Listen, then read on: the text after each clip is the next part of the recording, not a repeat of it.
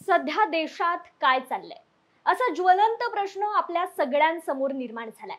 आधी कोलकाता, मग बदलापूर, मग नाशिक, कोल्हापूर, पुणे, अकोला, अंबरनाथ अशा लैंगिक अत्याचाराच्या वाढत्या घटना या मन सुन्न करणाऱ्या आहेत।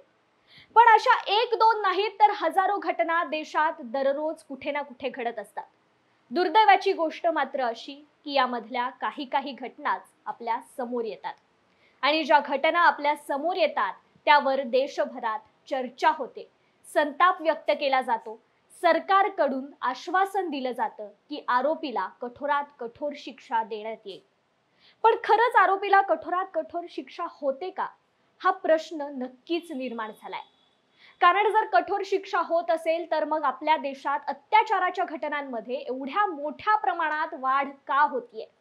आता गेल्या वर्षी मणिपूर मधील कुकी महिलांची विवस्त्र धिंड काढल्याचा व्हिडिओ व्हायरल झाला होता। हा व्हिडिओ व्हायरल झाल्यानंतर अनेक लोकांनी टीका केली, निषेध व्यक्त केला। आतापर्यंत घडलेल्या अनेक अत्याचाराच्या प्रसंगात हीच स्थिती आढळून येते। अत्याचार घडतो, चर्चा होत राहतात, प्रतिक्रियांचा भडीमार होतो, पण ज्या वेगाने प्रतिक्रिया येतात त्याच वेगाने ही प्रकरणं शांतही होतात। आता मणिपूरच्या दंगलीत अनेक स्त्रियांवर अत्याचार करण्यात आला होता।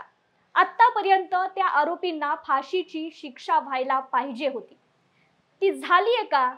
तर नाही। तर मग का महिलांवरील अत्याचार थांबतील? आपल्याकडे अत्याचार झाल्यानंतर बहुतांश केसेसमध्ये गुन्हा दाखल होतो आणि त्याचा खटला वर्षानुवर्षे सुरूच राहतो। त्यामुळे शिक्षा, कायद्याचा धाक कुणालाच राहिला नाहीये। आणि हा धाक निर्माण करायचा असेल तर छत्रपती शिवाजी महाराज यांच्या काळातील चौरंग शिक्षा आणली पाहिजे असं मत महाराष्ट्रातील अनेक नागरिक व्यक्त करतात। पण नेमकी ही चौरंग शिक्षा काय होती आणि या विकृत मानसिकतेला संपवण्यासाठी महाराजांच्या काळातील शिक्षा अंमलात आणल्या जाऊ शकतात का?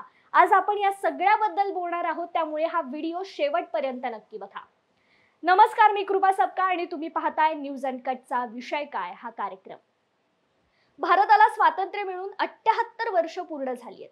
भारत हा महासत्ताक होण्याच्या दिशेने वाटचाल करतोय। पण दुर्दैवाची गोष्ट अशी की देशातील स्त्रियांना 100% सुरक्षितता अद्याप मिळालेली नाहीये। गेल्या अनेक वर्षांपासून देशाच्या कोणत्या ना कोणत्या भागातील महिलांवर अत्याचार होत आहे। आता यांची आकडेवारी मांडणं सुद्धा कठीण झालंय, कारण अशी अनेक प्रकरणं असतात की ती बाहेरच येत नाहीयेत आणि जी प्रकरणं बाहेर येत आहेत त्या प्रकरणातील आरोपीवर गुन्हा दाखल होतो, पण त्याचा खटला वर्षानुवर्षे चालतच राहतो। 2013 साली मुंबईतील शक्ती मिलमध्ये सामूहिक बलात्कार झाला होता। त्या आरोपींना पकडलंही, तेव्हाही असा संताप व्यक्त करण्यात आला होता। आज तब्बल 11 वर्षे उलटली, पण त्या आरोपींना अद्याप शिक्षा झालेली नाहीये। याआधी सुद्धा अशी अनेक प्रकरणं घडली आहेत आणि अजूनही घडतायत। आता अभिनेता रितेश देशमुख यांनी बदलापूर प्रकरणावर संताप व्यक्त करत असताना महत्त्वाचा मुद्दा उपस्थित केलाय।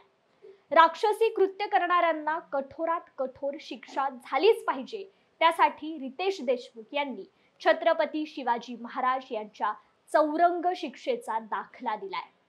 छत्रपती शिवाजी महाराज यांनी वयाच्या 16व्या वर्षी बलात्कार करणाऱ्या नराधमाला चौरंग शिक्षा दिली होती। ही चौरंग शिक्षा नुसती बघूनच अशा प्रकारचं नीच कृत्य पुन्हा करण्याची हिंमत कुणाचीच नव्हती। रयतेच्या राज्याची संकल्पना साकारताना गुन्हेगारांना कडक शिक्षा आणि पीडितांना योग्य न्याय मिळेल याचा विश्वास निर्माण करणाऱ्यांचंही कार्य राजमाता जिजाऊ आणि छत्रपती शिवाजी महाराजांनी केलंय। छत्रपती शिवाजी महाराजांच्या काळात स्त्रीवर झालेला अत्याचार कदापि खपवून घेतला जात नव्हता। याची अनेक उदाहरणं दिली जातात। याचं एक ठळक उदाहरण म्हणजेच स्त्रीवर अत्याचार झाल्यानंतर रांझे गावाच्या पाटलाला छत्रपतींनी दिलेली कठोर शिक्षा। पुण्यापासून काही अंतरावरच असलेल्या रांझे गावचा पाटील बाबाजी उर्फ भिकाजी गुजरने एका स्त्रीसोबत गैरवर्तन केल्याचं छत्रपती शिवाजी महाराजांच्या कानावर आलं। महाराजांनी तातडीने बाबाजी उर्फ भिकाजी गुजरला बोलावून घेतलं। सर्वांसमोर महाराजांनी त्याची चौकशी केली आणि त्याचा गुन्हा सिद्ध झाला।